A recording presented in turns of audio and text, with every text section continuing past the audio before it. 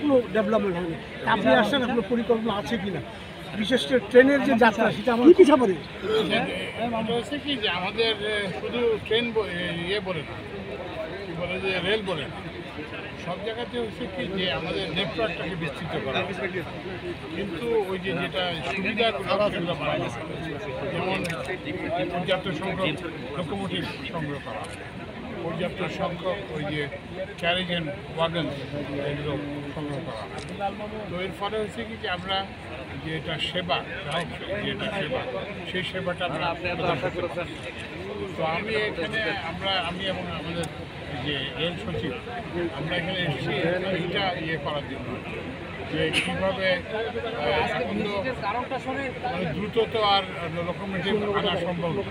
তো এখন এই যে রিপেয়ার টিপেয়ার এগুলো ইয়ে করে রিপেয়ারটাকে একটু তাড়াতাড়ি করে কীভাবে বেশি লোকোমোটিভ ইয়েতে নেওয়া যায়,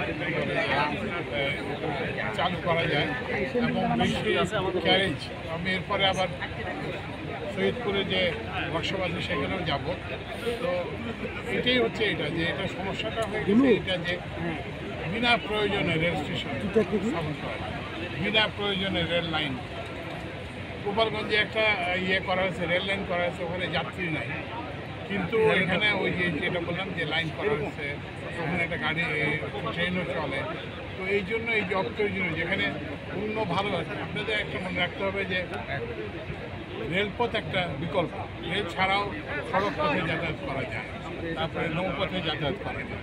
তো আমাদের উচিত আমাদের সবগুলো একই জায়গায় না করে, যেখানে সড়কপথটা ভালো আছে সেখানে সড়কপথের উপর নির্ভর করা, যেখানে রেলপথ সড়কপথ ভালো নাই, সড়কপথ সম্ভব না, সেখানে রেলপথকে জোরদার করা, এবং যেখানে রেল কিংবা সড়ক কোনোটাই ভালো না সেখানে নৌপথকে সুযোগ থাকলে সেটাকে ডেভেলপ করা।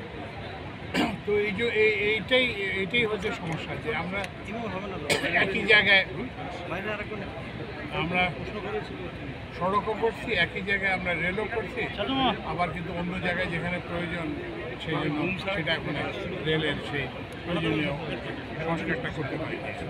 তো আমরা এখন চেষ্টা করতেছি যে এটার মধ্যে একটা সমন্বয় আনা, সড়ক, রেল এবং যে পরিবহন, এটার মধ্যে একটা সমন্বয় করা, যাতে করে যাত্রীরা আরও বেটার সার্ভিস পেতে।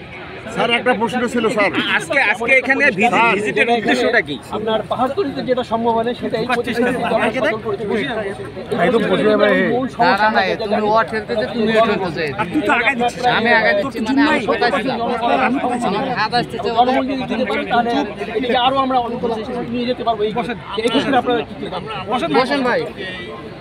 আমরা যে এখানে যে জনবলের সংকট সেটা আমরা অবহিত, সেটার জন্য আমরা প্রয়োজনীয় ব্যবস্থা নেব।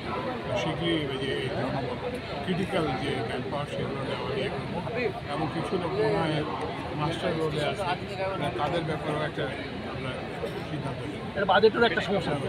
বাজেটের যেটা বললাম যে এখন হয়েছে কি যে এত অপচয় হয়েছে, যে হচ্ছে প্রয়োজনে যেখানে টাকা দরকার সেখানে টাকা হয়। যেমন এই যে উনি আগে ছিলেন, ওখানে একটা কর্ণফুলের টানেল করা হয়েছে, কত টাকা